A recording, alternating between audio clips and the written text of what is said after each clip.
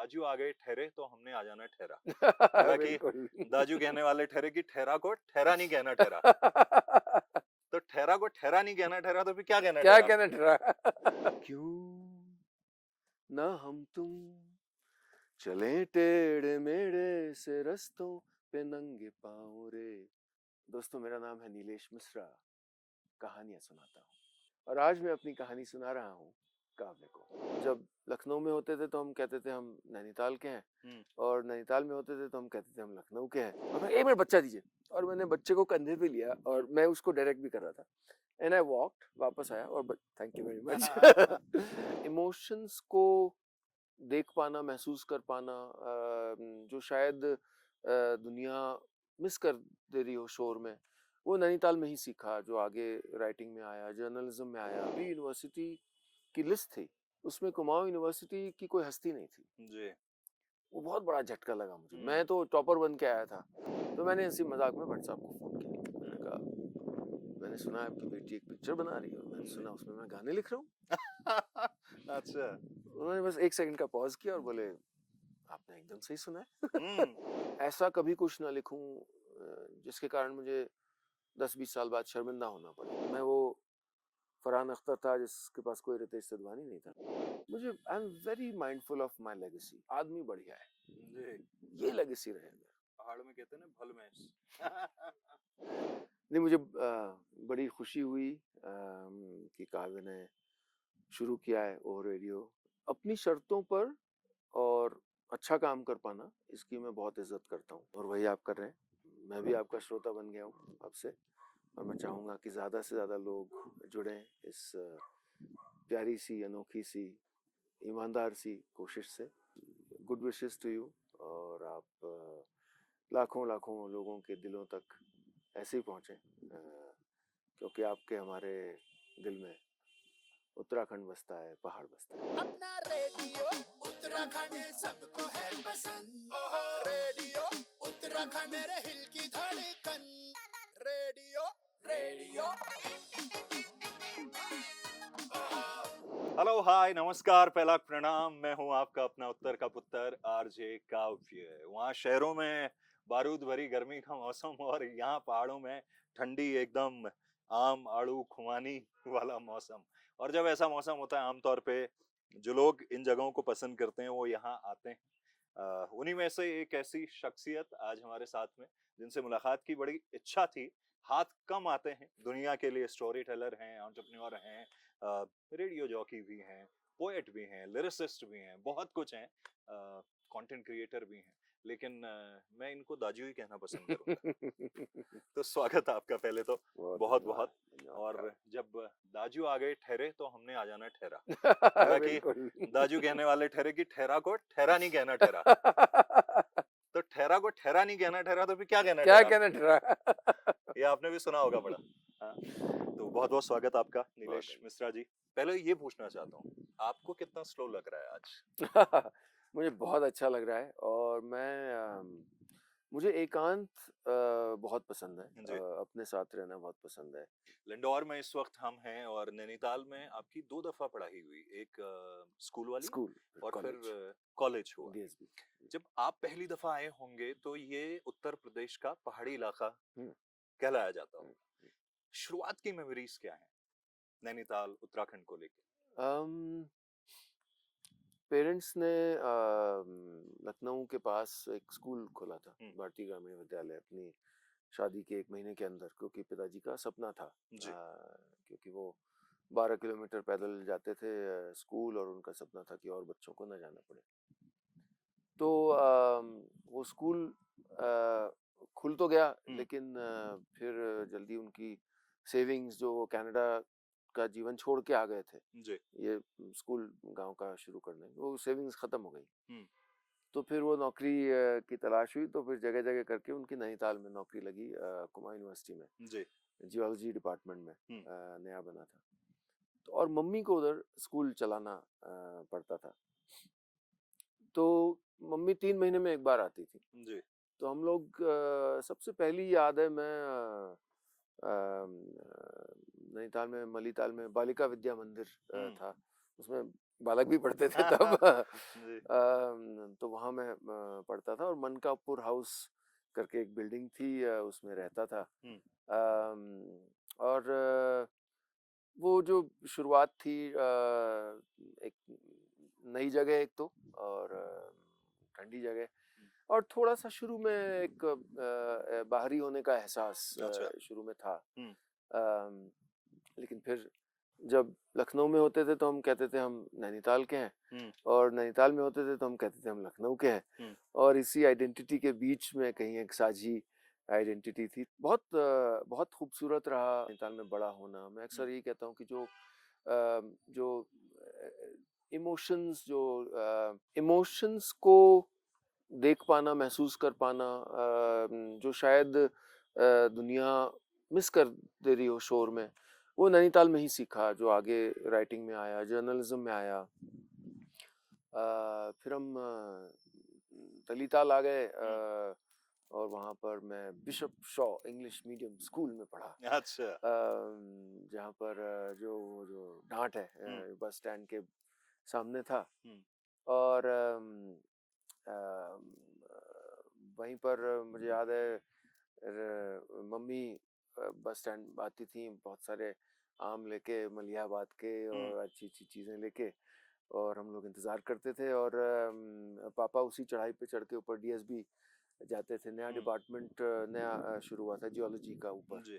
Railway की booking होती थी बस स्टेशन पे ही, और वो छोटे से गत्ते के टिकट मिलते थे। एक ऐसे शहर में जहाँ दिल्ली का अखबार 4 बजे पहुंचता था शाम को, तो दूर होने का एहसास था। सपने इतने नहीं तब देखे थे, क्योंकि क्या सपने देखने पता नहीं था। आईएएस क्या होता है नहीं पता था। और बच्चे सैट और टोफल नाम की चीजें कर रहे थे, जो जानकारी नहीं थी कैसे करते हैं। हाँ, एक टारगेट मैगजीन होती थी जिसमें मैंने लिखना शुरू कर दिया था। अच्छा। और क्लास 7-8 तक आते, फिर मैं सेंट जोसेफ्स में आ गया था क्लास 5 में, और वहाँ लिखना शुरू किया। तो मुझे याद है जो पहली बार एडिटर की चिट्ठी आई एक दिन, F1415 कनॉट प्लेस, मुझे एड्रेस आज भी याद है। रोजलिंड विल्सन उनका नाम था। तो कुछ पोएम या कविता मैंने भेजी थी, तो मैं दौड़ता हुआ घर से, पापा क्योंकि आए नहीं थे तब तक कॉलेज से, और मैं चाहता था उनको दिखाऊं, तो मैं घर से वो चिट्ठी लेके निकल पड़ा कि मैं उनको आधे रास्ते ही मिल लूंगा, वो आ रहे होंगे। तो मैं उनको एक्चुअली वो गंगोला जी की मेडिकल शॉप थी वहाँ पर बस स्टैंड पे, तो वहाँ उसके सामने मिला और मैंने कहा ये चिट्ठी आई है। और वो शायद क्रिएटिव दुनिया में पहला कदम था, व्हेन आई लुक बैक, कि एक राष्ट्रीय स्तर पे लोग पढ़ेंगे। फिर भी मैं नैनीताल से ही दुनिया को देख रहा था, लेकिन पहली बार थोड़ा सा आयाम बड़ा हुआ था। और उसके बाद मैं एक बार जब स्वामी विवेकानंद की जो भारत की परिक्रमा थी उसके 100 साल हुए, तो नैनीताल में जो आयोजक समिति थी उसको अध्यक्षता उसकी पिताजी कर रहे थे। अच्छा। तो एक दिन मैंने देखा, अब क्या था कि मेरा भाई लखनऊ चला गया था पढ़ने, और मम्मी वैसे आती जाती रहती, तो मैं और पापा ही रहते थे। जी। तो आटा मैं गूंद देता था, रोटी वो बना देते थे। कभी मेरी जिम्मेदारी हुई तो बहुत खराब खाना बना देता था, और वो किस्से आज भी मुझे सुनाए जाते हैं। पर वो ऐसा एक साझा कोएग्जिस्टेंस था। और देखा मैंने एक दिन, वो बड़े कुछ बुझे से बैठे थे। मैंने कहा क्या हुआ? बोले यार वो कुछ कह रहे हैं कल्चरल भी करना है, अब कल्चरल कैसे करें? तो मैंने कहा ठीक है, तो मैं कुछ कर देता हूँ। तो मैंने एक नाटक लिखना शुरू किया, और मैं स्ट्रगल करता रहा कि क्या लिखूं। सर्दियों के दिन थे। फिर फाइनली वो नाटक मैंने लिखा कि जो एक राइटर है वो नाटक लिखने की कोशिश कर रहा है और बार बार स्ट्रगल कर रहा है कि मैं क्या दिखाऊं, क्या तुम्हें मैं हास्य का चित्रण दिखाऊं। लेकिन फिर डिस्क्राइब करता है, वो पूरा पोइट्री में था नाटक, कि फिर कि क्योंकि हाथ से तो इतना कैरिकेचर हो गया है, इतना फुहड़ हो गया है, क्या दिखाऊं, क्या तुम्हें मैं दुख का चित्रण दिखाऊं, तो वो ऐसे करके लिखा मैंने उसको। फिर हम दोस्तों नहीं, कॉलेज के एक मेरा दोस्त था सुधीर बमेठा, वो बीएसएफ में था, ही पास्ट हुए बॉर्डर पे। दीप उपाध्याय, जो ये सब कॉलेज के दोस्त थे, इनको सब पात्र बना लिया। मनोज जोशी मेरा दोस्त था। तो हम सब लोगों ने साथ में तैयारी की और शैले हॉल में उसको किया। तो वो आई वुड से क्रिएटिविटी में अगला कदम था, क्योंकि बहुत अप्रिशिएट किया लोगों ने। और पहली बार वो जो एक हाई होता है ना, स्टेज पे खड़े होके महसूस करना कि लोग स्टैंडिंग ओवेशन दे रहे हैं, और वो लोग जो देश भर से होते हुए आ रहे हैं, हर जगह उनको ऐसे ही परफॉर्मेंसेस देखने को मिल रहे हैं, तो एक बहुत अच्छा लगा। अगले दिन हमने छाया नट नाम का एक और शैडो प्ले किया।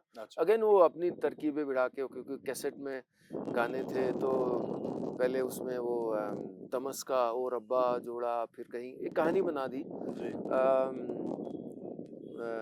दिल का हाल सुने दिल वाला, छोटी सी बात में मिर्च मसाला, फिर ऐसे करके पूरा एक जो कैसेट से रिकॉर्ड कर करके एक उस कहानी बनाई। फिर एक बड़ा सी वो कहीं से वो लाए हम टेंट हाउस वाले से, और पहले पार्टीशन का सीन था। मुझे याद है पार्टीशन का जब सीन था, तो किसी दोस्त के रिश्तेदार के वहां से एक बच्चा आना था, जो कि कंधे पे जिसको ले जाना था उस पार्टीशन के सीन, वो आए नहीं टाइम से और शुरू हो चुका था। अच्छा। और ये मैं कभी नहीं भूलता हूँ, छोटा सा मोमेंट। तो मैं शैले हॉल से बाहर गया भाग के, एक अनजान आदमी आ रहा था एक बच्चे को लेके। अच्छा। मैंने कहा 1 मिनट अंदर आइए, अंदर आइए। अंदर आया, वो समझ गया कि कुछ अर्जेंसी है। ही डिडंट, मतलब ये नहीं कहा कि क्या मतलब है, क्यों। ही केम अवे, और मैं 1 मिनट बच्चा दीजिए, और मैंने बच्चे को कंधे पे लिया और मैं उसको डायरेक्ट भी कर रहा था। एंड आई वॉक्ड, वापस आया और थैंक यू वेरी मच। और वो एक उस मोमेंट की सरलता थी, उस व्यक्ति की सरलता थी, कुछ बहुत खूबसूरत था उस पल में, कि उन्हें लगा कि इस बंदे का कुछ काम रुका हुआ है जो मैं शायद पूरा कर सकता हूँ मैं। तो क्रिएटिविटी की ओर कदम थे। लेकिन अब मैं सोचता हूँ कि जो आप कई बार सवाल सोचते हैं ना माइंड में, कि अगर ऐसा होता तो क्या होता। तो जैसे वो नाटक जब हुआ, तो अगली सुबह सबने कहा कि अब आप दिल्ली आओ, दिल्ली आओ, परफॉर्म करो। और अब जब मैं स्लो इंटरव्यू में लोगों के साथ बैठता हूँ, तो अगर मैं दिल्ली चला जाता, अगर मैं एनएसडी के लिए अप्लाई कर देता, तो क्या तो जीवन अलग होता। ऐसे मोमेंट्स बहुत आए मेरे जीवन में जो दोहराए रहे हैं, और जो जहाँ ये भी कि अनजाने में वो लाइफ चेंजिंग मोमेंट्स रहे, जिनको मैं जान भी नहीं पाता हूँ, या कभी शायद सोचता हूँ कि is this the moment that's going to change my life. तो दिल्ली नहीं गया, नाटक में नहीं गया, थिएटर में नहीं गया। उसमें एक्ट किया था पहली बार नैनीताल में, शैले हॉल में, डायरेक्ट भी किया था, लिखा भी था, तो तैयारी कर रहा था मैं। फिर यूनिवर्सिटी टॉप की, और अब दिल्ली गया मैं पढ़ने। लेकिन यहाँ पहली जो निराशा हुई कि जो दिल्ली यूनिवर्सिटी की लिस्ट थी, उसमें मेरी यूनिवर्सिटी का नाम ही नहीं था। उसमें कुमाऊं यूनिवर्सिटी की कोई हस्ती नहीं थी जी। वो बहुत बड़ा झटका लगा मुझे। मैं तो टॉपर बन के आया था कि मैं अब कुछ भी करूंगा आके, और मैं जो करना चाहता था, मुझे मतलब अगेन अकेले रह रहा था दिल्ली में, वही बड़ा एक वो था। उससे पहले 2 साल लखनऊ में रहा जी। लखनऊ से नैनीताल से लखनऊ गया, वो बड़ा शहर था, बड़ी सड़कें थी, और फिर वहां से दिल्ली गया। तो लेकिन थोड़ा सा नैनीताल, या बहुत सा नैनीताल अपने साथ लेके चल रहा था वो, और वो अलग अलग तरह से रिफ्लेक्ट करता था कि for example sense of space जी। तो मैं कॉलेज में जब पढ़ा था, तो दूर होती थी हम सबकी सीट्स, एक बच्चा यहाँ बैठा है, एक बच्चा यहाँ बैठा है, बड़े बड़े क्लासरूम्स हैं। जब लखनऊ गया महानगर बॉयज तो एकदम चिपक के बैठते थे और वो अजीब सा लगता था। जब दिल्ली गया तो बसों में एकदम पास पास सट के खड़े होते थे, तो एक जो उसकी पवित्रता थी स्पेस की, एक सेंस ऑफ स्पेस था, वो वायलेट होने लगा। वो पहला असॉल्ट था मेरे छोटे शहर का जो मैं था उस पर। और लेकिन अब लगता था कि कई चीज़ें करना चाहता हूँ, कर सकता हूँ। तो पहले क्रिएटिविटी तो उन दिनों यही होता था ना कि सारा काम करके फिर जो आप करते हैं वो आपका शौक है। तो आईएएस की तैयारी की और आईएएस में नहीं हुआ। और मैं जब भी यंग लोगों को एड्रेस करता हूँ, मैं हमेशा उनको अपने फेलियर्स के किस्से ज़रूर सुनाता हूँ। शुक्र है मेरा आईएएस में नहीं हुआ, क्योंकि शायद मैं उस जीवन में खुश नहीं रहता, क्योंकि मेरा मन कहीं और था। कहाँ था शायद पता भी नहीं था तब। उसके बाद मैंने जेएनयू की इंटरनेशनल रिलेशंस का एग्ज़ाम दिया जी, उसमें भी नहीं हुआ। अच्छा, शुक्र नहीं हुआ।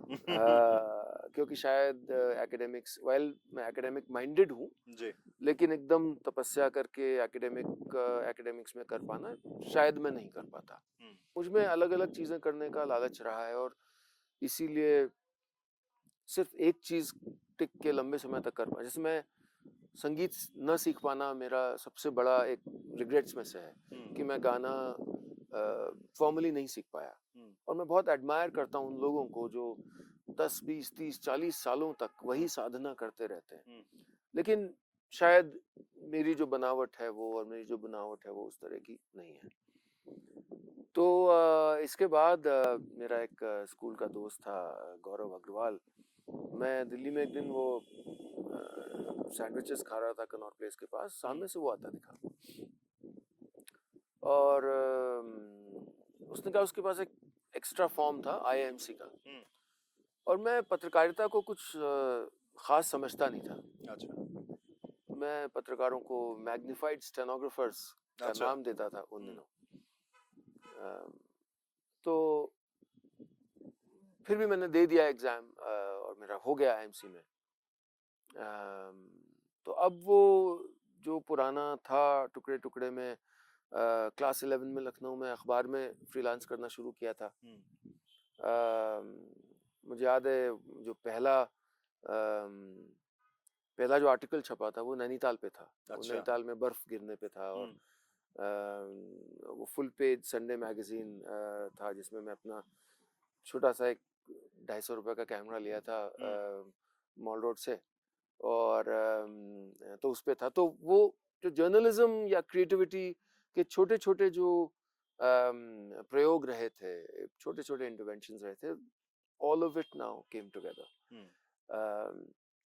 तो फिर आईएमसी किया, लेकिन जाते जाते यही सोचा कि पत्रकारिता क्लास में नहीं सिखाई जा सकती, और मैंने क्लास में सीखा भी नहीं। थोड़ा मुंहफट हूँ तो ये सब चीज़ें बोल भी देता हूँ, लेकिन शायद लोग ये जानते हैं कि my heart is in the right place, तो उसको एक्सेप्ट कर लेते हैं। और उसके बाद जर्नलिज्म की यात्रा शुरू हुई। लेकिन लाइक आई सेड कि पहाड़ जो है और मेरा जो पहाड़ कनेक्शन है जी, वो हमेशा बना रहा।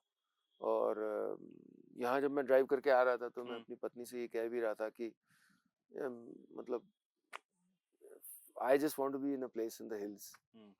और मुझे स्पेशली अब जब कई यात्राएं, एक लिरिक्स की यात्रा हो गई या पत्रकारिता की हो गई या एंटरप्रेन्योरशिप की हो गई, बट अब इन सब का एक सार लेके ओके सो अगले 10 साल क्या है, उसके अगले 10 साल क्या है, तो वो मैं बिल्कुल चाहता हूँ कि मैं स्लो की बात तो करूँ ही, लेकिन खुद को भी असल में भी स्लो कर पाऊँ।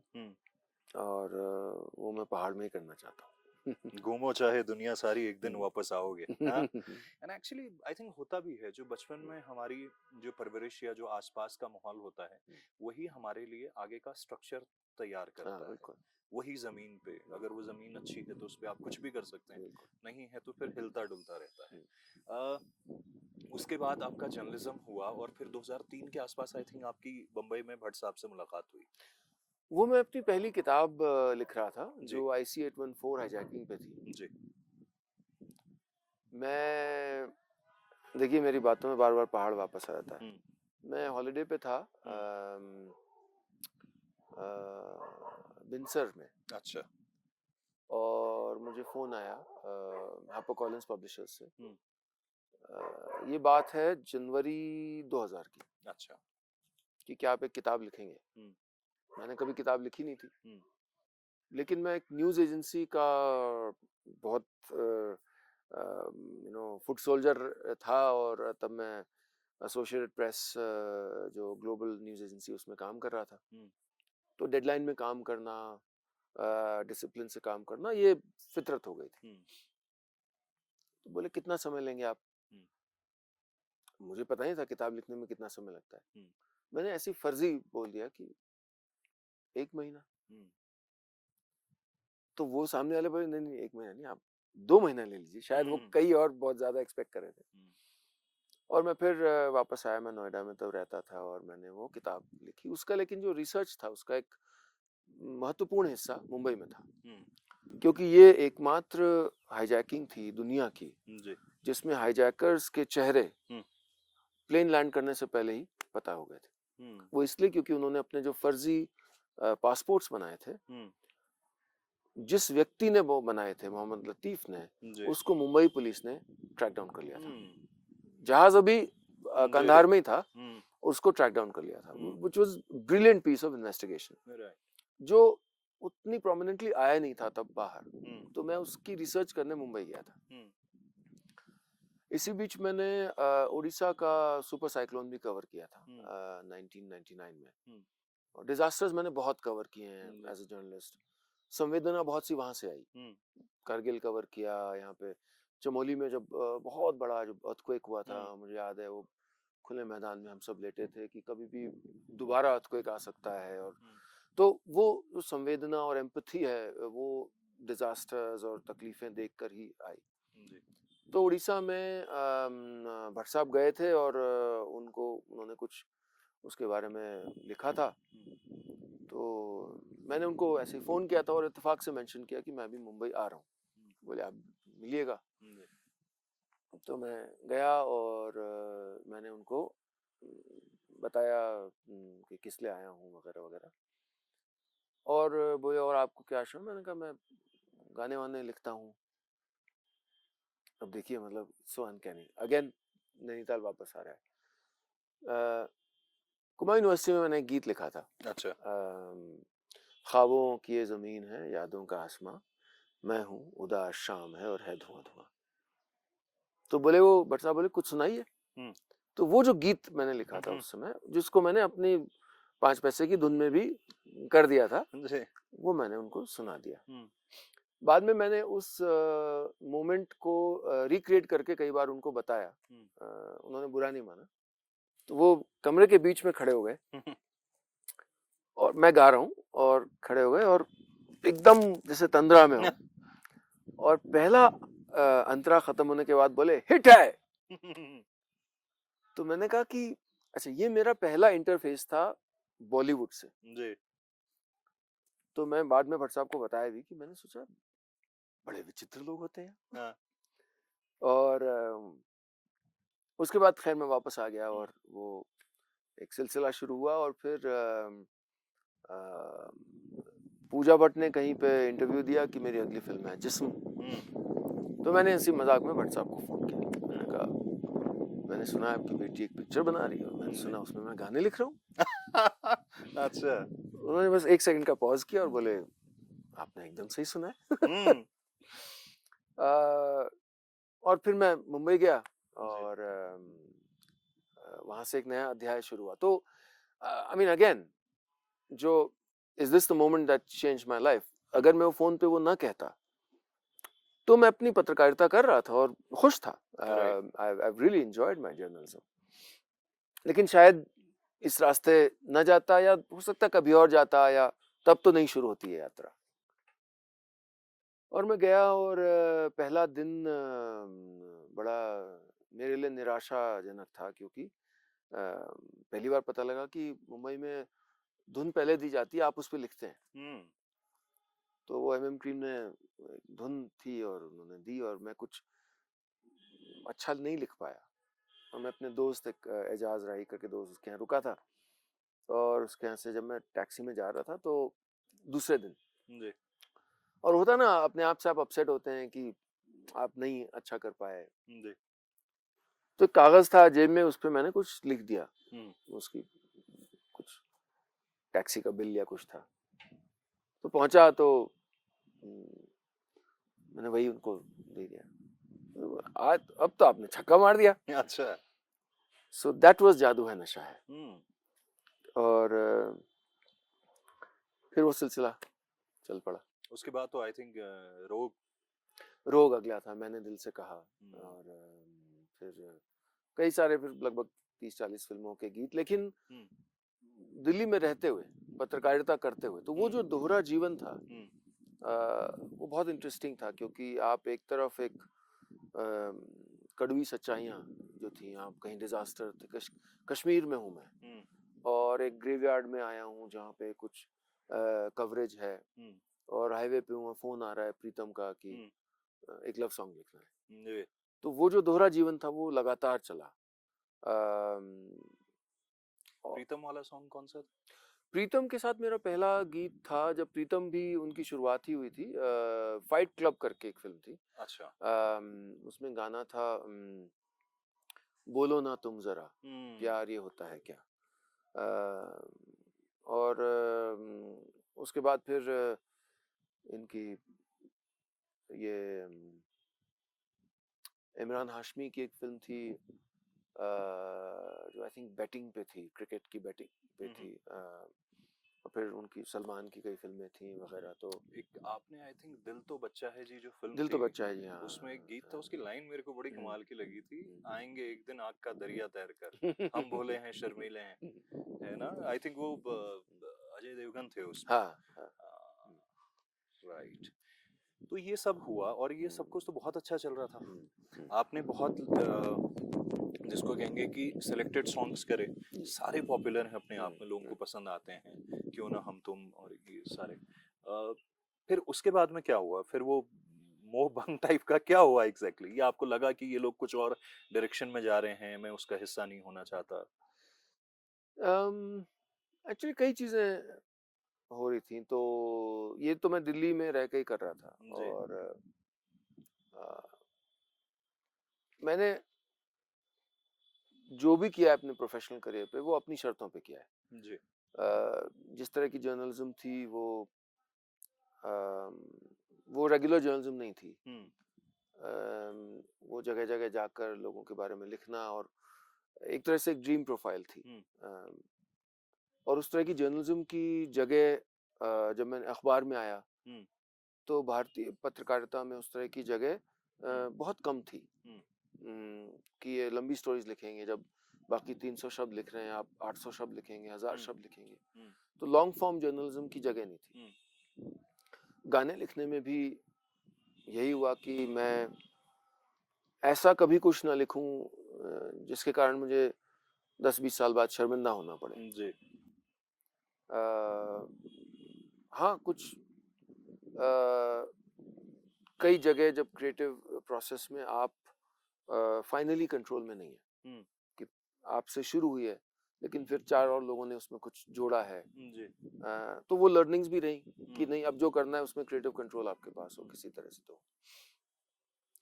तो जब दिल्ली में था और जर्नलिज्म का सिलसिला चला, और उसके बाद गांव कनेक्शन हैपेंड। जी। गांव कनेक्शन से पहले क्या मैं वो रेडियो वाले पे एक बार आ सकता हूँ? आई थिंक वो पहले शुरू हो गया था, वो 7 एक ही साल के दोनों जी, छोर पर वही मैं बोल रहा था। वो कहानी शुरू हुई।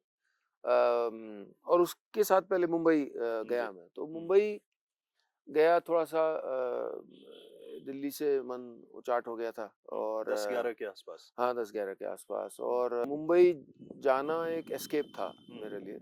मैं दिल्ली छोड़ना चाहता था, लेकिन EMI था, ये सब था, तो मुंबई की जो अनसर्टेन लाइफ है जी। जो जो रोकती है हम जैसे बहुत से मिडिल क्लास के लोगों को कि कैसे होगा, वो सारी कंसर्न्स मेरी भी थी, क्योंकि जी। मैंने लेकिन क्या हुआ कि एक फेसबुक फ्रेंड रिक्वेस्ट आई एक दिन, अमित खन्ना जो कि तब रिलायंस एंटरटेनमेंट के चेयरमैन थे। जी। मुझे लगा कि फर्जी होगी, हम्म। इतना बड़ा आदमी मेरे को क्यों पूछेगा।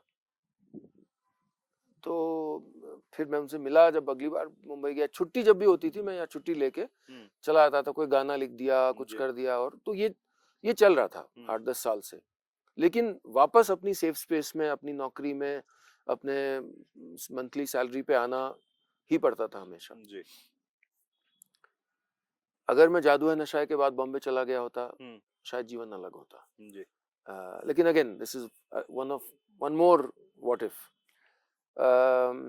तो उनका जो आया, फिर मैं मिला और उन्होंने कहा कि वो मुझ में और प्रसून जोशी में अपना बहुत रिफ्लेक्शन देखते हैं, क्योंकि वो लिरिक राइटर रहे हैं। बहुत से बड़े बड़े गीत उन्होंने लिखे जो मुझे भी जानकारी नहीं थी। वो जर्नलिस्ट रहे थे, और तो इस तरह से तो उन्होंने ही गॉट मी ऑफ टू कि भाई एक आप म्यूजिक एल्बम करो या ऐसे करो। तो वो एल्बम तो तब नहीं हो पाया, क्योंकि अगेन मेरे कई सारे, नैनीताल में जब मैं सेंट जोसेफ्स जाता था स्कूल ड्रेस पहन के अपनी ना, तो मेरे 10 विश लिस्ट थी, 10 चीजें करने की। उनमें से आई थिंक 9 मैंने कर लिए। 10वीं है एक्टिंग, और अच्छा। एक और है डायरेक्शन। उसमें गाना भी था, गाना किसी फॉर्म में कर लिया था। तो वो, लेकिन तो एल्बम तो नहीं हो पाया उन दिनों, क्योंकि नॉन फिल्म म्यूजिक डेड हो चुका था।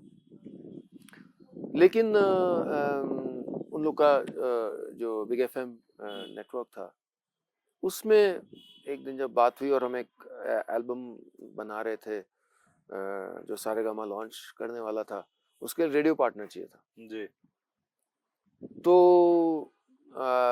वो लेके मैं गया, और फिर उन्होंने कहा कि क्या आप एक रेडियो शो करेंगे। मेरा कोई इरादा नहीं था रेडियो शो करने का, मैंने कभी रेडियो नहीं किया था। Again, is this the moment that's going to change my life? Yes.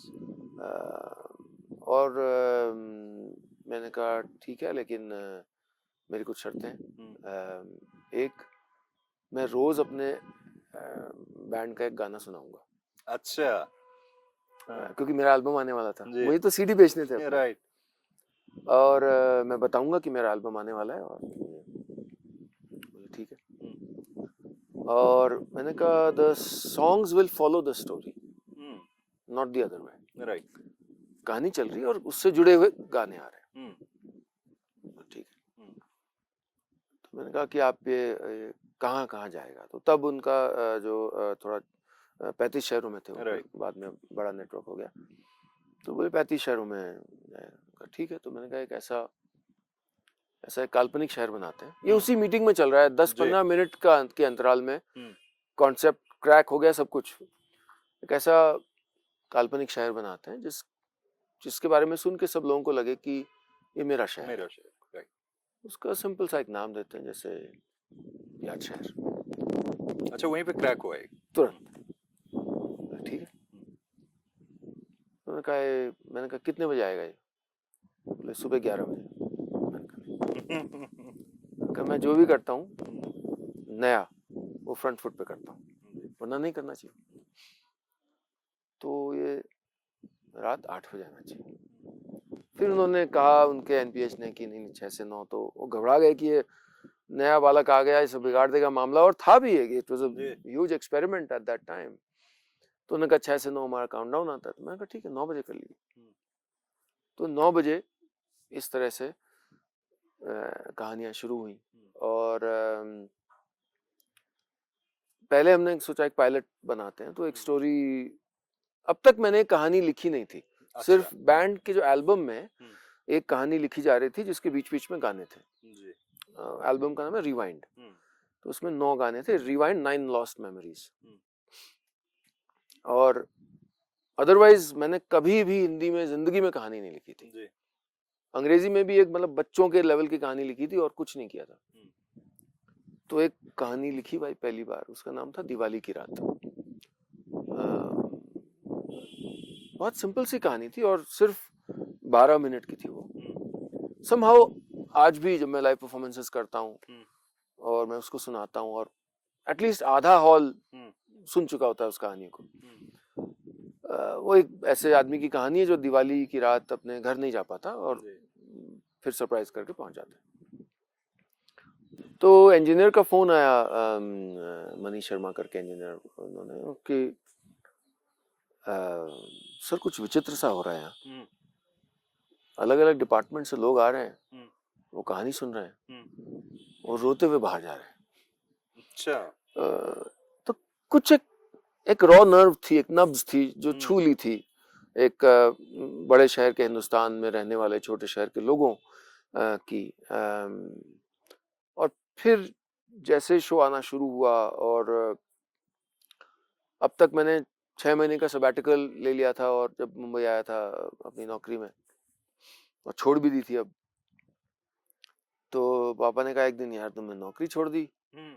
तो मैंने कहा ये देखिए, ये तो फेसबुक पर किसी ने लिखा था कि I heard this story and it changed my life.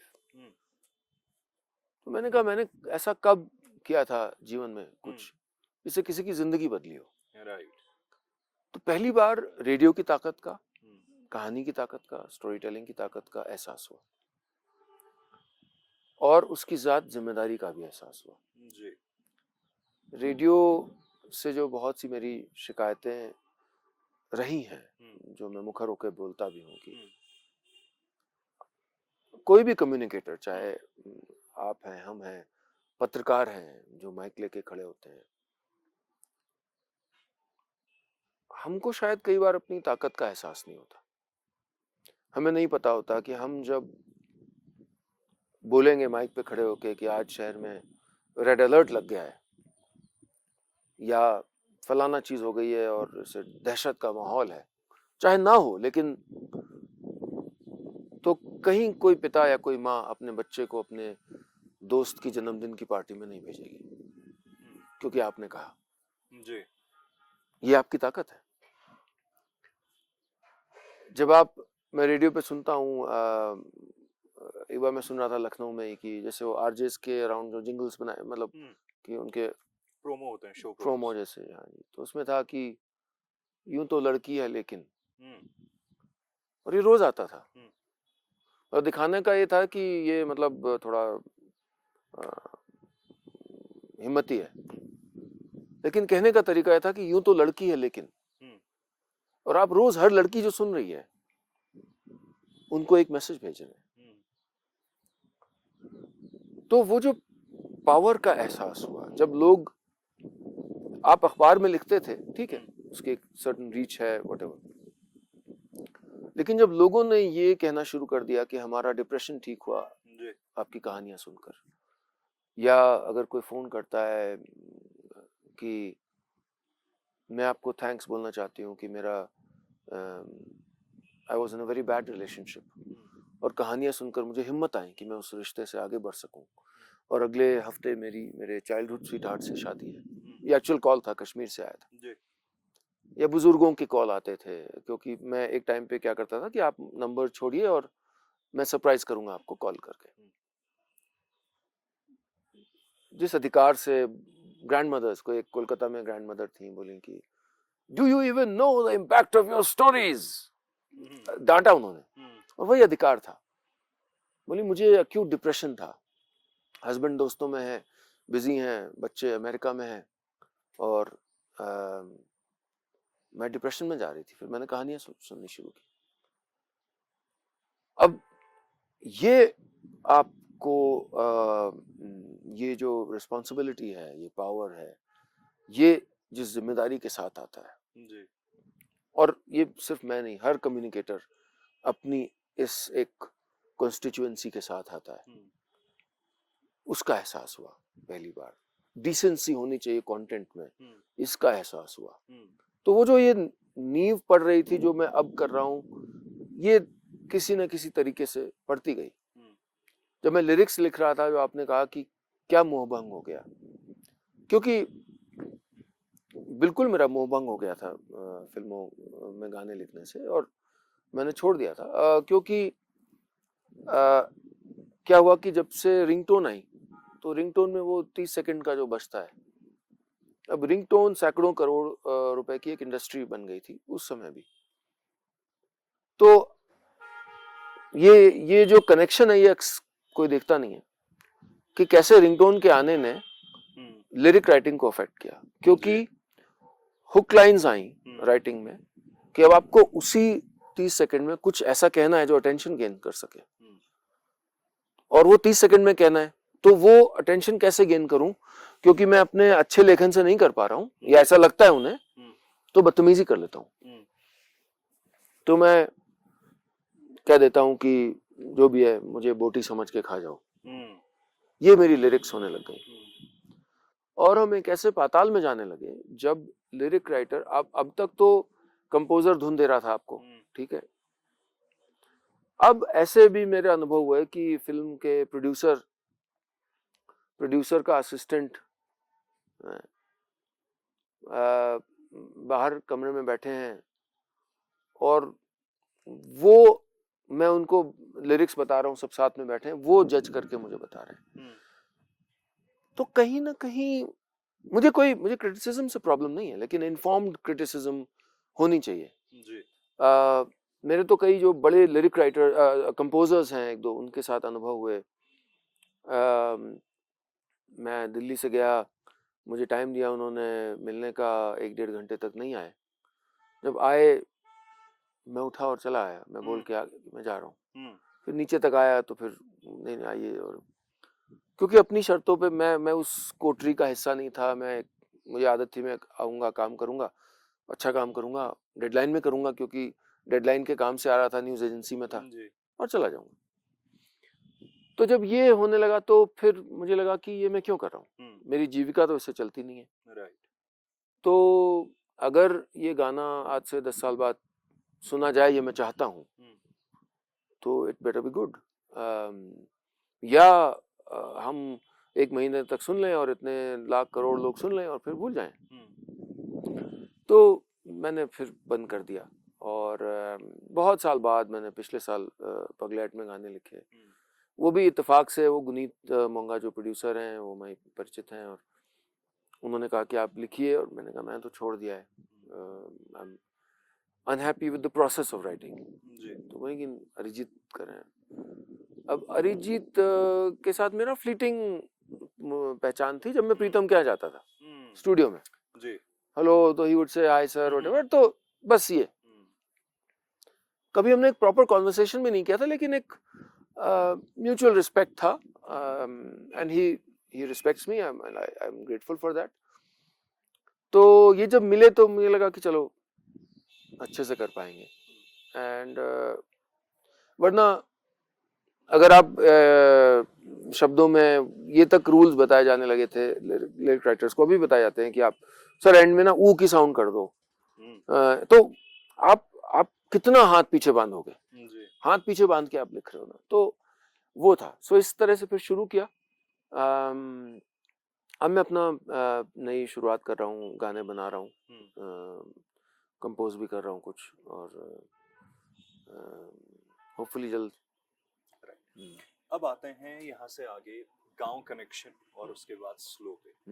तो गांव कनेक्शन का ख्याल किस तरह से आया? क्या ये लग रहा था जब आप भी अखबार वगैरह पढ़ रहे होंगे कि एक नेशनल मीडिया होता है, एक स्टेट का मीडिया होता है, लेकिन गांव का कोई मीडिया नहीं, क्या ये विचार था, क्या था एग्जैक्टली? एज अ जर्नलिस्ट मैंने गाँव की रिपोर्टिंग बहुत की, और जब पहले मैं इंडिया अब्रॉड में था, फिर वो INS हो गया था, इंडो एशियन न्यूज़ सर्विस, उसके हिंदुस्तान टाइम्स में था, और हमेशा मुझे ये लगता था कि गांव का मीडिया क्यों नहीं है। और साथ में जो माता पिता की यात्रा, गांव का स्कूल, तो संवेदना गांव के लिए वहां से आई थी। जी। क्राफ्ट यहाँ से आया था, जर्नलिज्म से। और अब दोनों ज्वाइन करके की नहीं है, लेकिन काश मुझ में इतनी अकल होती कि मैं जाके एक बिजनेस प्लान बनाता और फंडिंग ले लेता और उसको बड़ा कर देता, पर वो अकल थी नहीं मुझ में, आज भी नहीं है। तो मैं सोचता रहा पैसा कैसे रेज करूं और कहाँ से आएगा, और मुझे लगता था कि सिर्फ एक डोनेशन टाइप की चीज से ही चल पाएगा ये जी। तो वो कैसे होगा। सो एक को यूएस में थे सज्जन, मेरे दोस्त थे, जो हार्वर्ड में प्रोफेसर थे। उन्होंने हेल्प करने की कोशिश की, और एक बड़े अमीर आदमी थे वहीं के, इंडियन। लेकिन उन्होंने कहा कि अगर मैं उनके बिजनेसेस की खबरें भारतीय अखबारों में छपवा दूं तब वो ये मदद कर सकते हैं। तो वो मतलब कहने को फिलैंथ्रोपिस्ट थे, पर उनको एक दलाल चाहिए था। तो मुझे बड़ी नाराजगी हुई, मैंने कहा नहीं करूँगा ये। और उसके बाद मैं और यामिनी गए थे मुंबई के बाहर एक जगह मनोरी करके। अब हम लोग हंस के उसको मनोरी समिट का नाम देते हैं। अच्छा। तो एक बड़ी सी छतरी थी और एक छोटा सा रिजॉर्ट टाइप का था। उसमें बैठे और मैंने कहा कि यार मैं ये करना चाह रहा हूँ। She is been always very supportive, मतलब पागलपन का ही ख्याल था। मैंने कहा पैसे तो है नहीं, तो लेकिन मुझे लगता है कि ये वर्क करेगा, तो I should walk the talk. तो जो घर में छोड़ के आया था दिल्ली में, वो मैंने बेच दिया। अच्छा। 1.3 करोड़ में। और उससे जो लोन था थोड़ा सा वो चुकाया, और बाकी पैसे फिक्स डिपॉजिट में डाले, और उससे गांव कनेक्शन की शुरुआत हुई एक जिद के तौर पे। कौन से साल की बात है? 2012 दिसंबर। और अगेन मैं वो फरहान अख्तर था जिसके पास कोई रितेश सिद्धवानी नहीं था। बिजनेस कैसे करना है, बिजनेस शब्द ही अटपटा लगता था। टीचरों के परिवार से था, टीचर का बेटा था। बिजनेस का मतलब कॉम्प्रोमाइज, बिजनेस का मतलब बेईमानी, ऐसा सोच के ही हम सब बड़े हुए। पर वो गलत था। अब मैं ईमानदारी से ही सही, लेकिन मैं चाहता हूँ कि बिजनेस हो, सस्टेनेबल हो, अपने पैरों पे खड़ा हो। अगर पैरों पे नहीं खड़ा होगा तभी समझौते करने पड़ेंगे। कि कोई सिगरेट बेचने वाली, शराब बेचने वाली कंपनी आएगी, लेकिन किसी बहाने से आपको पैसा देगी और आप उसका विज्ञापन करेंगे। इससे बदतर क्या हो सकता है? तो लेकिन ये आसान नहीं है एंटरप्रेन्योर की जर्नी, और अब आप भी एंटरप्रेन्योर हैं, कि मूल्यों के साथ करते हुए कुछ अच्छा करें। ठीक है, जब हम लोग नौकरियों में थे तो कोई मार्केटिंग हेड कहीं से आया, उसने कहा ये करना है। हालांकि जर्नलिज्म में जब तक हम थे तब तक ये नहीं हुआ था। ये प्रोसेस शुरू नहीं हुई थी, लेकिन बाकी और क्रिएटिव फील्ड्स में ब्रांड्स और मार्केटिंग और इस सब का दखल रहा है। पर एज एन एंटरप्रेन्योर आप इसको कैसे करें, वो करें दखल, लेकिन आप ऐसा कुछ तो नहीं प्रमोट कर रहे हैं जो असल में नुकसान करेगा। कि आप क्यों गोरेपन की क्रीम का विज्ञापन करें, क्योंकि आपको पता है कि लाखों करोड़ों लड़कियों लड़कों की जिंदगियां, अपने आप को वो कैसे देखते हैं, दुनिया उनको कैसे देखती है, इस पर असर होगा, क्योंकि वो पावर है आपके पास, जिसका मैंने पहले जिक्र किया। तो वो जर्नी थी कि वो लक्ष्मण रेखाएं अपनी बनाते हुए, उनकी इज्जत करते हुए कैसे बढ़े। और खासकर आप लखनऊ में बैठे हैं, आप के पास सेल्स टीम नहीं है, कई सारे चैलेंजेस थे, और वो चले, अभी भी चलते हैं। लेकिन एक सुख देने वाली यात्रा रही है। उसने अपनी एक ज़मीन बनाई, उसने एक रूरल इंडिया को एक वॉइस दी, और मुझे लगता है कि अब हम और मीडिया को देखते हैं कई बार, तो उसमें थोड़ा गांव दिखता है, और हमको कहीं ना कहीं लगता है कि शायद कहीं हमारा कुछ उसमें असर हो, या कहीं हमारी कंटेंट को देख के हो कि भाई हाँ, गांव के बारे में ऐसी स्टोरीज भी हो सकती हैं। तो वो गांव कनेक्शन की यात्रा रही है, लेकिन अब वो उसका आयाम बड़ा हो रहा है, उस कि कैसे अगर आप कनेक्शन कहते हैं तो वो कनेक्शन कई कई तरीकों से हो सकता है जी कि आप गांव के जो लोग हैं, किसान हैं या कारीगर हैं, उनको नॉलेज कैसे दें कि अपनी जीविका को बढ़ा पाएं। बीमारियां अगर हैं तो उससे क्या करें जिससे उससे बच पाएं। अगर प्रॉब्लम है तो फलाने जगह फ़ोन नंबर डायल कर लीजिए या फलाने ऐप पे चले जाइए, या तो जो वो एक लार्जर एक रिलेशनशिप है। जी और फिर स्लो के ज़रिए कि क्या आप चीज़ें बेच सकते हैं अपनी हमारे ज़रिए, क्योंकि अभी तक हम उनको एम्पलीफाई कर रहे थे कि देखिए ये रहे बनारस के बुनकर, इनकी देखिए हालत कितनी ख़राब है। लेकिन हमने उसके आगे क्या किया? हमने भी तो छाती पीट के छोड़ दिया। जी हमने अपना काम अब अधूरा छोड़ा। या तो हम उनको मार्केट से लिंक करें कि भाई अगर आपको इनसे खरीदना है तो यहाँ पे जाइए, लेकिन वो बिचौलियों को बेच रहे हैं, वो बड़े प्लेटफॉर्म्स को बेच रहे हैं जो शायद उनकी इज्जत नहीं करते। तो क्या हम एक छोटी कोशिश कर सकते हैं? राइट। और हम क्या प्रॉफिट्स शेयर कर सकते हैं? क्या वो डिसेंसी, अगर आप बोल रहे हैं, वो डिसेंसी सब जगह आनी पड़ेगी, जो कि आप ये आपका स्लो मूवमेंट जो है उसके अंदर कर रहे हैं। जी। आई थिंक 10,000 क्रिएटर्स प्रोजेक्ट, जी, कि उनको one of the 5 things, one or more of the following, number 1 increased income, number 2 branding. जी ये किसने बनाया मुझे नहीं पता। राइट। वो कारीगर, प्रोडक्ट्स में उनका चेहरा आप डिस्प्ले करते हैं। वो कारीगर है, वो आर्टिस्ट है, लेकिन उसका डेली वेज लेबरर के आगे कहीं हस्ती नहीं है। जी।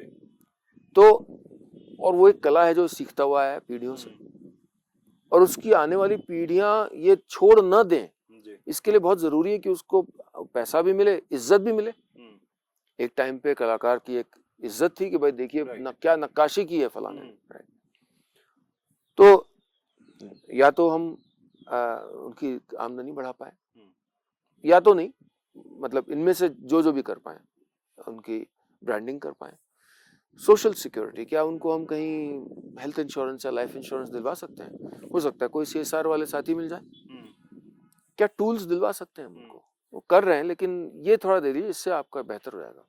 और क्या नॉलेज पार्टनरशिप्स दिलवा सकते हैं कि ये रहे नेशनल इंस्टीट्यूट ऑफ डिजाइन के प्रोफेसर, ये मेरे फैन है भाई, मैंने कहा आप मुझे समय देना चाहते हो, मुझे 2 दिन दो, आप जाओगे मेरे साथ बस्तर या जाओगे मेरे साथ पिथौरागढ़, और आप वहां पर ये सिखाओगे कि आप ये कर रहे हो, ये तरीका यही करो, लेकिन प्रोडक्ट चेंज कर दो क्योंकि ये ज्यादा चल रहा है। राइट।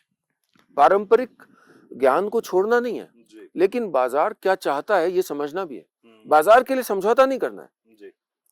अब हम एक ऐसे वक्त में, जब हाल में centre for science and environment ने एक वो किया था, एक एक्सपोजे किया था कि किस तरह से शहद जो है उसमें चाइनीज सॉस डाल दिया, एक लिक्विड डाल दिया जाता है, और तो एक तरफ शहद की डिमांड भयानक रूप से बढ़ रही है, खासकर कोविड के बाद, लेकिन जो बी कीपर्स हैं उनकी हालत बहुत बुरी है।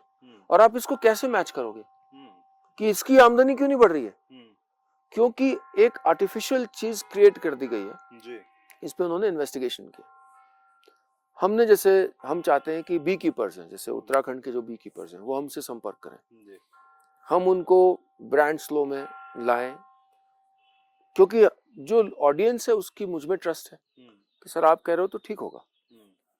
उस ट्रस्ट को जिंदा रखना है, तो आप जो मुझे भेजोगे वो प्योर होना पड़ेगा। मैं आपकी आमदनी बढ़ाऊंगा, मैं आपकी ब्रांडिंग करूंगा, और जो ऑडियंस है उसको, जो वो गांव कनेक्शन भी एक मेंटल नरिशमेंट के लिए आता था, अब अगर वो फिजिकल नरिशमेंट के लिए आ रहा है तो वो चीटेड ना महसूस करे। तो ये ज्वाइनिंग ऑफ डॉट्स हो गया।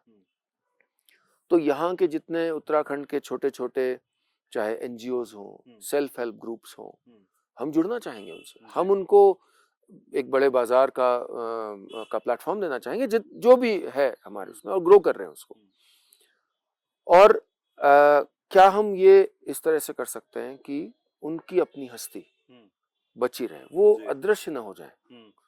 कि कभी मैं फेसबुक लाइव कर रहा हूं तो मैं उस बी कीपर से बात कर रहा हूं पिथौरागढ़ में कि भाई अब ऐसे बड़ी विचित्र चीज है, जब स्लो हनी आना शुरू हुआ तो कई लोगों ने बोला शिकायत के तौर पे कि देखिए नीलेश जी, मैंने तो आपने शुरू किया है तो लॉन्च किया था, लेकिन देखिए ये तो सर्दियों में जम गया है, तो बहुत खराब है। तो हमारी टीम ने बताया कि ये प्योरिटी का साइन है। जी। आपको चूंकि इतना केमिकल से युक्त चीजें खिलाई गई हैं कि हमको पता ही नहीं है या भूल गए या जो भी है। अब कोई बी कीपर आए, वही पिथौरागढ़ का आए, वो बताए कि भाई दाजू ऐसा बोल रहे हैं, आप बताओ ना। तो वो बताए तो सही कि भाई ये है, अगर उसका क्रिस्टलाइजेशन हो रहा है that is a sign of purity. और इसी बहाने उसको लगे कि there is respect for my knowledge, you know, उसकी एक नॉलेज है, उसके बाप दादाओं ने सिखाई उसको, जो उन्होंने सीखी। तो ये एक है कि अगेन जैसा मैंने कहा कि कई जो फैली हुई चीजें हैं उनको जोड़ के अपने करियर में मैंने कुछ ना कुछ बनाया। अब जो गांव कनेक्शन की यात्रा रही किसानों से या गांव से जुड़ी हुई, जो मेरी क्रिएटिव जर्नी रही डिसेंट कंटेंट से जुड़ी हुई, तो द स्लो मूवमेंट कम्युनिटी है उन लोगों की जो एक पर्सनालिटी टाइप है, जो इसी तरह की चीजें ढूंढ रहे हैं, डिसेंट कंटेंट ढूंढ रहे हैं, जो आपको या मुझको सुनते हैं। आप भी स्लो मूवमेंट का हिस्सा है मेरे लिए। क्यों? क्योंकि ये वो लोग हैं जो जिनका दिल धड़कता है उस किसान के लिए या उस कलाकार के लिए, और अपने स्तर पर जो भी वो करते रहते हैं, लगातार करते रहते हैं। क्या हम इन कोशिशों को जोड़ सकते हैं? और क्या हम इसका एक कॉमर्स का रूप भी दे सकते हैं? राइट, आर्ट के साथ कॉमर्स का कॉम्बिनेशन, ताकि डाउन द चेन सबका लाभ होता चले। वरना आप फिर उस ट्रैप में फंस जाओगे कि कोई आपको ग्रांट देगा, कोई आपको डोनेशन देगा, और वो देगा तो उसका अपना कुछ स्वार्थ भी होगा, अच्छा स्वार्थ हो या गलत स्वार्थ हो, कुछ तो स्वार्थ होगा कि भाई आप ये मेरे लिए कर देना तब मैं पैसे दे रहा हूं आपको। तो उससे कैसे तोड़ना है? तो स्लो मूवमेंट के अगर लोग हैं वो उनको ये मैसेज डायरेक्टली देना पड़ेगा कि भाई अच्छा काम करने की कोशिश कर रहे हैं, आपको सपोर्ट करना पड़ेगा। सपोर्ट आपको करना है, डिसेंट कंटेंट हम लाएंगे या ये प्रोडक्ट्स लाएंगे या एक्सपीरियंसेस लाएंगे, पर वो जो पिथौरागढ़ के दाजू हैं उनका सामान आपको सपोर्ट करना पड़ेगा, उनको लेना पड़ेगा। और कभी जब पिथौरागढ़ जाओगे तो एक हमारा होम स्टे भी है स्लो एक्सपीरियंसेस में, वो जो तो मिल भी आना दाजू से। तो ये है एक लार्जर कोशिश है। मतलब जरूरी नहीं है कि ये बहुत बड़ी सफलता हो, लेकिन जितना भी हो उसकी सैंक्टिटी बची रहे, उसमें एक प्योरिटी बची रहे, ये कोशिश है। आखिरी के कुछ सवाल। एक हम जब बड़े हो रहे थे, हम लोगों के बारे में जानना शुरू करते थे तो सोचते थे लाइफ में ऐसा बनेगा। फिर ये हुआ, क्योंकि रेडियो से आता हूँ, 14 वर्ष हो गए हैं, तो जब इंटरव्यूज रेडियो और टेलीविजन पे देख रहे थे, ज्यादातर एक तो हिंदुस्तान में बॉलीवुड रेडियो स्टेशन बिल्कुल 90% से ज्यादा होंगे, जो क्षेत्रीय हैं भी वो भी बॉलीवुड के ही कि किसका फेयर किससे चल रहा है ज्यादा इंटरेस्ट। करेक्ट। इंटरव्यूज भी वही हो रहे होते हैं कि अगर आपको एक दिन के लिए ये बनना पड़े तो किसको डेट पे लेके जाओगे। वहां पे आपके स्लो के इंटरव्यूज आते हैं और आप किसी व्यक्ति से सिर्फ इतना पूछते हैं कि रोए हैं कभी, और वो व्यक्ति वाकई में वो अगले 15 मिनट तक वो रोने की स्टोरी बताने लगता है।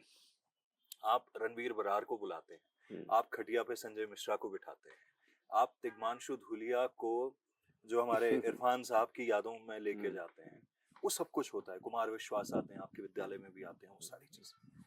जब आप ये सब कुछ कर रहे थे, हो सकता है इसमें से बहुत सारे आपके यार दोस्त होंगे, मकसद होता है कुछ ना कुछ करने का, और खासकर उनको वहां पे ला के उस माहौल में बिठा के उनको, जो आपकी टी शर्ट पे भी लिखा हुआ है कि आई एम टर्निंग स्लो, और उनसे पूछना कि क्या आप स्लो महसूस कर रहे हैं। और जब मैं उन लोगों के इंटरव्यूज देखता था या देख रहा होता हूँ, या मेरे जैसे कितने सारे लोग, उस वक्त पे वाकई में हम सिर्फ वो नहीं, हम देखने वाले खुद को स्लो महसूस करने लगे।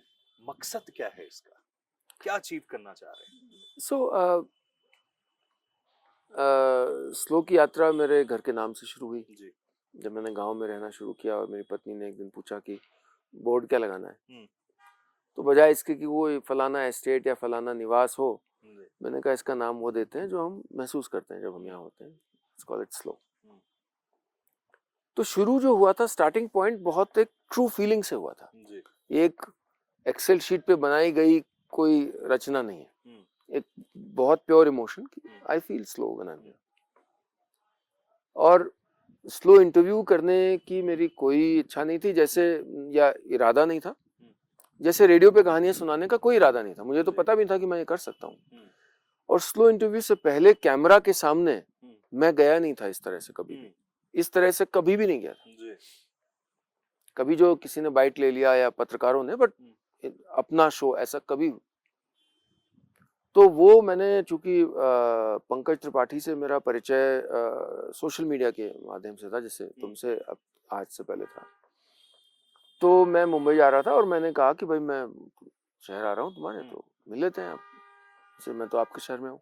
अच्छा। तो वो शूट कर रहे थे कहीं गांव में, तो मैंने कहा ठीक है, तो कल गांव चलते हैं।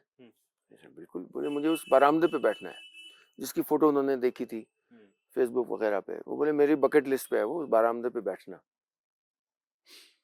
तो हम लोग इतने अनप्रिपेयर्ड थे कि एक लेपल माइक दोनों के बीच में था। अच्छा। मेरे पास माइक ही नहीं था। हम लोग गाड़ी में बैठे और पीछे दो हमारे साथी थे, उन्होंने शूट किया और उसका क्या होगा हमें नहीं पता था।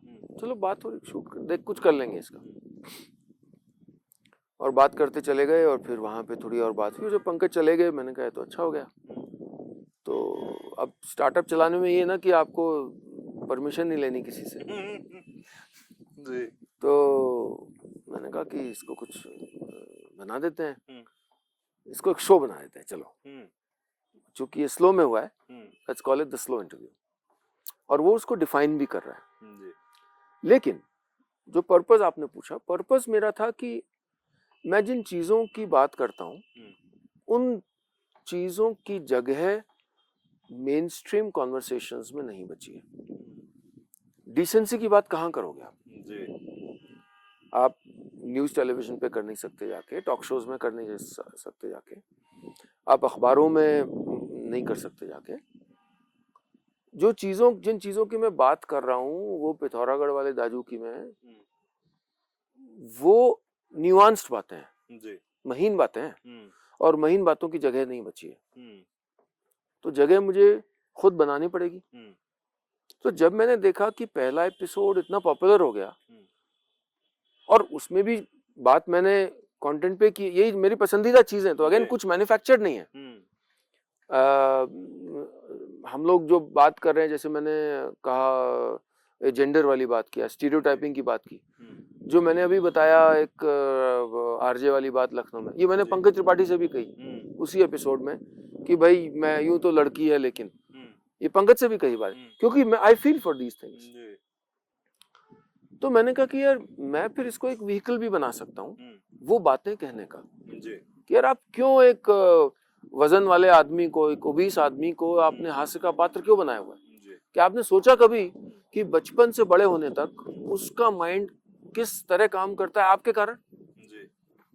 जिसके सर पे बाल नहीं है, आपने उसको कैरेक्टर अपना बनाया हुआ, जो फनी कैरेक्टर होता है आप उसी को बनाओगे। कि आपने सोचा कभी एक लड़की जिसका रंग सांवला है, जब वो कमरे में प्रवेश करती है, वो जानती है कि वो हर एक उस कमरे में बैठा हुआ इंसान उसकी न डिग्री देख, ना ईमानदारी देख रहा है, ना कुछ एफिशिएंसी देख रहा है, उसके कलर ऑफ स्किन पे उसको जज कर रहा है। ये आप और हमने किया, हम कम्युनिटी क्रिएटर्स ने किया। इसकी बात मैंने पंकज से की है, क्योंकि मेरा ये मैं जो मौका मिलता है मैं छोड़ता नहीं हूँ। मैं हर मौके पे बोलूंगा कि हमने क्या किया, राधा क्यों गोरी मैं क्यों काला। हमने उसको इंस्टीट्यूशनलाइज किया जी। तब तो ये कैसे हजारों करोड़ का धंधा बन गया गोरेपन की क्रीम का, क्योंकि हमने क्रिएट की वो बाजार, हम कम्युनिकेटर्स ने, राइट। सो तो स्लो इंटरव्यू एक जगह बन गया जहां इन महीन बातों की बात होती थी, और मैं कहीं ना कहीं जिन लोगों से बात कर रहा था, उनका चुनाव भी सबको हम नहीं बुलाते हैं जी। तो जो उनकी कहानियां हैं, कहीं उनमें भी मैं तो सिर्फ एक, आप मुझे पोस्टमैन या लाइब्रेरियन समझ सकते हो, या एक छोटा कारीगर, की भाई मैं ढूंढ लेता हूँ अपने काम की चीज। उनकी लाइफ का जो ड्रामा है, उनके जो मोमेंट्स हैं, वो कई बार इंसान स्वयं ही जज नहीं कर पाता, टर्निंग पॉइंट्स, ऑल दैट। और जो लोग कहते हैं कि उनके लिए वो दो लोग नहीं, वो अपना कैथारसिस हो रहा होता है, अपने जीवन की अपनी चॉइसेस को रिफ्लेक्ट कर रहे होते हैं लोग जब वो देखते हैं। लोग यही कहते हैं कि ऐसा लगता है आप लोग बातें कर रहे हैं, हम बगल में बैठ के सुन रहे हैं। तो जो उसमें नहीं होता कभी कि मैंने मतलब कैमरा टीम को भी जो ब्रीफ था, क्योंकि मैं किया नहीं था, मेरा सबसे बड़ा सुपर पावर पता क्या है कि मैंने वो चीज़ की नहीं होती कभी। तो मुझे किसी ने सौंपा ही नहीं है ज्ञान की ऐसा करना है तुमको, कि अब सपोज इनको किसी ने बताया होगा कि फ्रेम ऐसे करना है, ये ऐसे करना। अब चूंकि बॉस वहां मैं था, तो मैंने कहा कि वो बोले कुछ एक्सेस होती है, मैंने कहा कुछ नहीं एक्सेस। दो लोग बात कर रहे हैं और दूर से कोई देख रहा है उनको, तो कैसा दिखेगा मुझे? तो कैमरा एंगल्स चेंज होने लगे, विजुअली वो अलग तरह से दिखने लग गया शो, वो स्टैंड आउट हुआ। हमने बहुत सी चीजें की जो तब तक कोई सोच भी नहीं सकता था करने की।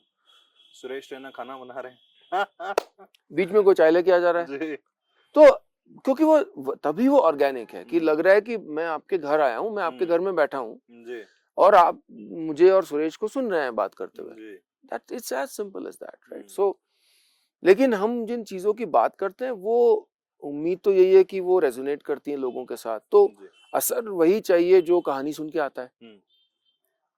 पर्पस अभी भी वही है कि मेरा हर चीज करने का एक ही है कि उसका प्रिज्म है सोशल इम्पैक्ट, कि मैं कुछ आपको दे के गया, क्या आपने अगली बार जब अपने दोस्त को जिसका रंग सांवला है उसको आप कालू कालू करके कहते थे, क्या आपने बोला या दोबारा सोचा कि यार ये मैं कहता हूँ उसको कैसा लगता होगा?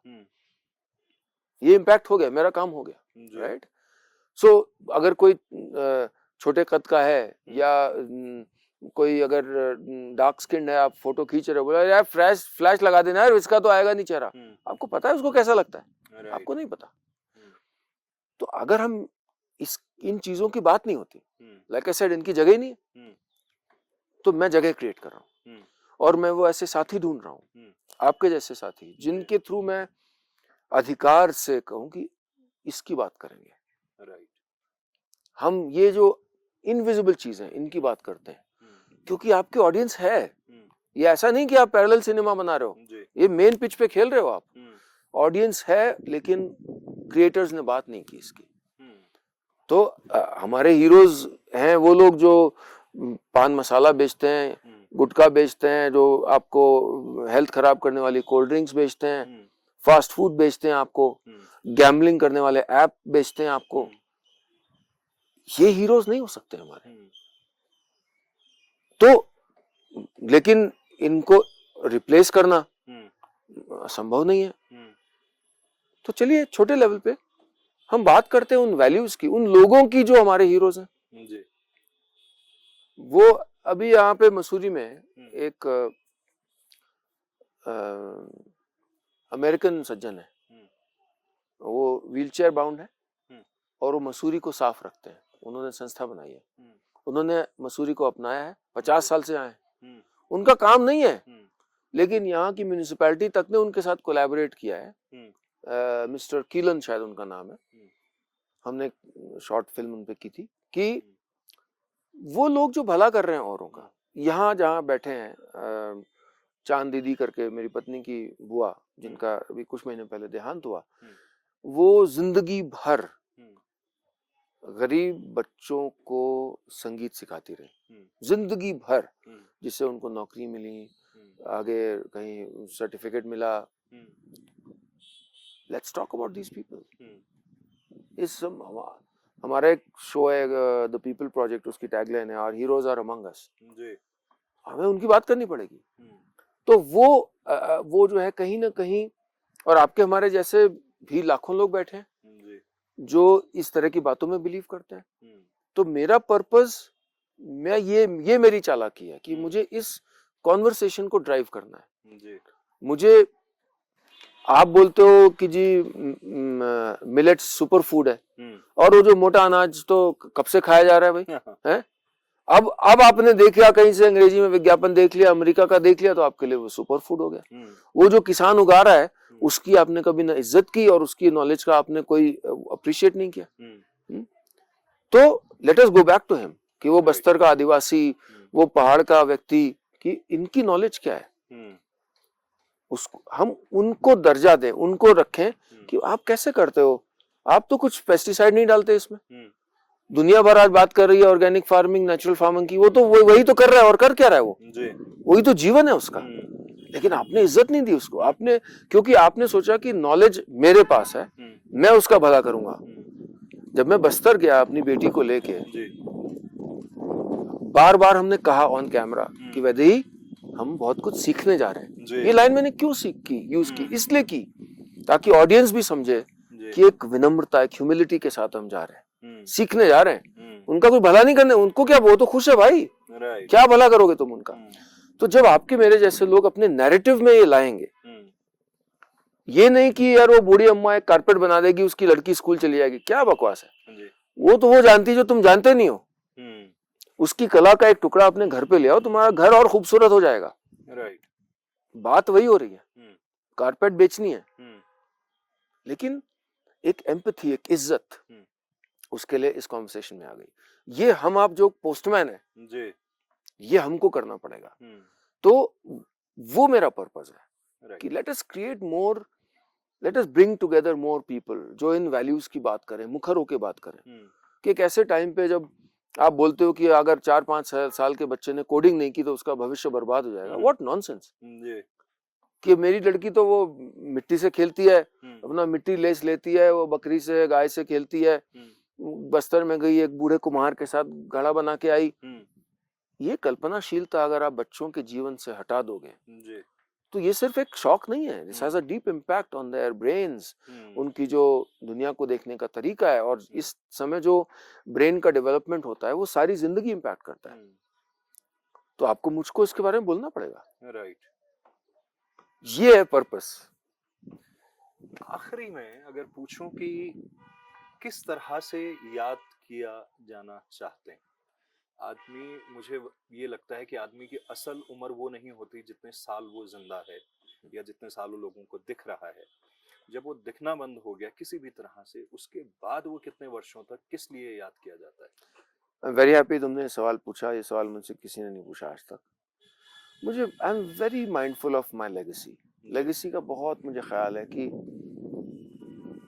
मेरा कोई भी एक्शन जो है ना, खासकर जब आप एक सो कॉल्ड पब्लिक फिगर होते हैं, तो आपको वॉक द टॉक करनी पड़ेगी। राइट, आप फिर ये नहीं कि आप डिसेंसी की यहाँ बात कर रहे हो और रेस्टोरेंट में गाली दे रहे हो, हाँ ये नहीं कर सकते आप जी।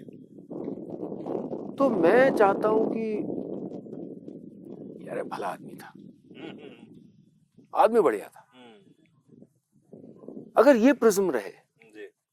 और फिर वो आए कि यार मुझे कभी कॉम्प्रोमाइज ना करना पड़े अपने लिरिक राइटिंग में, अपनी जर्नलिज्म में, अपनी एंटरप्रेन्योरशिप में, वो डिसेंसी जो है वो हमेशा रहे। वैसे हमने स्लो एक्सपीरियंसेस में हम स्लो विलेज बनाना चाहते हैं कि लोग आए और एक स्लो लाइफ लीड करें जी। लेकिन हमने वेबसाइट पे लिखा है कि we will not accept cash payments. ये डिसेंसी है, तो आपको लिव अप करना पड़ेगा। आप जो भी करेंगे हर एस्पेक्ट आपका उससे मैच करना पड़ेगा, तब वो लेगेसी। वरना तो आदमी बड़े हो जाते हैं, फिर वो पुराना किसी ने कुछ निकाला कि ये भाई ये है, लेकिन राइट।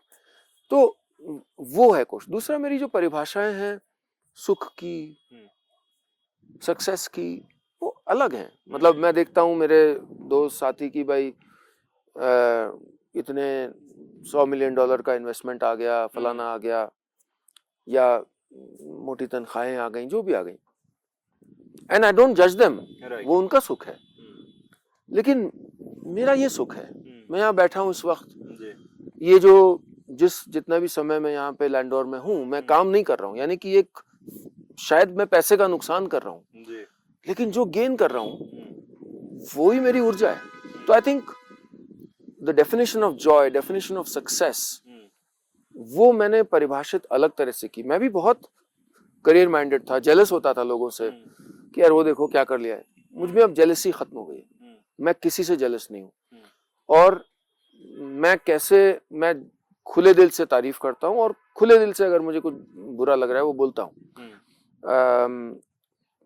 तो ये अगर मैं कर पाता हूँ मतलब मैं एक पहले से तो बेहतर इंसान बन पाया हूँ, पहले से कम दूषित इंसान बन पाया हूँ। और वही अगर लेगेसी रहे कि यार जो भी कह लो, मैं इससे अग्री नहीं करता, लेकिन आदमी बढ़िया है, ये लेगेसी रहे अगर। पहाड़ में कहते हैं ना भलमैस।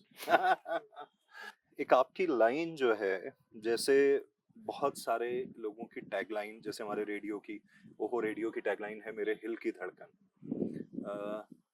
आप जब आपने कहा कि मेरा नाम है नीलेश मिश्रा, कहानियां सुनाता हूँ, आपको लगा था कभी ये इस कदर, कि आपको जानकारी है इस बारे में कि ये कितना पसंद किया जाता है ये? असल में मैंने अगेन ऐसे ही एक मोमेंट में उसको लिख दिया था, और बल्कि लिखा भी नहीं, मैंने बोल दिया था। पर मैं शायद डिफाइन करना चाह रहा था कि एक नजर से देखें तो सिर्फ कहानियां ही सुनाता हूँ, छोटा सा ही काम है, लेकिन उसमें एक व्यापकता है, मेरे लिए एक बड़ी दुनिया है। तो वो जो डिफाइन कर रहा है, बट हाँ यू राइट, वो जगह जगह मुझे वो लाइन कहने को कहा जाता है। सो आई एम डिलाइटेड कि वो मेरी पहचान बन गई। एक बार हमारी ऑडियंस के लिए। दोस्तों, मेरा नाम है नीलेश मिश्रा, कहानियां सुनाता हूँ, और आज मैं अपनी कहानी सुना रहा हूँ काव्य को। जी, क्योंकि आपने इतना लिखा हुआ है, इतनी सारी बातें हमारी पिछले घंटे में हुई है, जाते जाते अगर हमारे देखने वालों के लिए, सुनने वालों के लिए कुछ सुनाना चाहें, कुछ भी जो आपको इस वक्त याद आता। बर्फी में मेरा एक गाना था जी, उसका एक छोटा सा हिस्सा सुनाता हूँ। क्यों ना हम तुम चले टेढ़े मेढ़े से रस्तों पे नंगे पाँव रे, चल भटक लेना बावरे। क्यों ना हम तुम तलाशे बगीचों में फुर्सत भरी छाँव रे, चल भटक लेना बावरे। इन टिमटिमाती निगाहों में, इन चमचमाती अदाओं में लुके हुए छुपे हुए है क्या ख्याल बावरे। यही मेरे जीवन का सार है, क्या बात, भटक लेना बावरे। जबरदस्त है।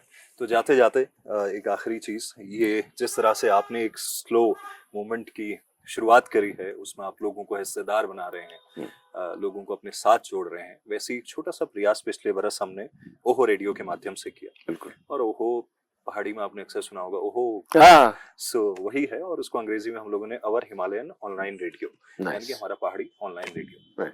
आपके बड़े सारे चाहने वाले लोग हैं, मैं जानता हूँ, मेरे कितने दोस्त आपको पसंद करते हैं। जिन लोगों ने को अब तक ओहो रेडियो के बारे में नहीं पता है, हमारी ऐप है, डिजिटल रेडियो है उत्तराखंड का पहला, क्या कहना चाहेंगे थोड़ा सा ओहो को लेके, ये जो हमारा इनिशिएटिव? नहीं, मुझे बड़ी खुशी हुई कि काव्य ने शुरू किया है ओहो रेडियो, और अपनी शर्तों पर और अच्छा काम कर पाना, इसकी मैं बहुत इज्जत करता हूँ, और वही आप कर रहे हैं। और जैसा आपने मुझे बताया, आप हजारों लाखों लोगों को जोड़ रहे हैं, और लोग जुड़ेंगे भी। तो मेरा तो दिल पहाड़ों में ही बसता है, तो मैं भी आपका श्रोता बन गया हूँ अब से, और मैं चाहूँगा कि ज़्यादा से ज़्यादा लोग जुड़ें इस प्यारी सी, अनोखी सी, ईमानदार सी कोशिश से। और lot more power to you, lot more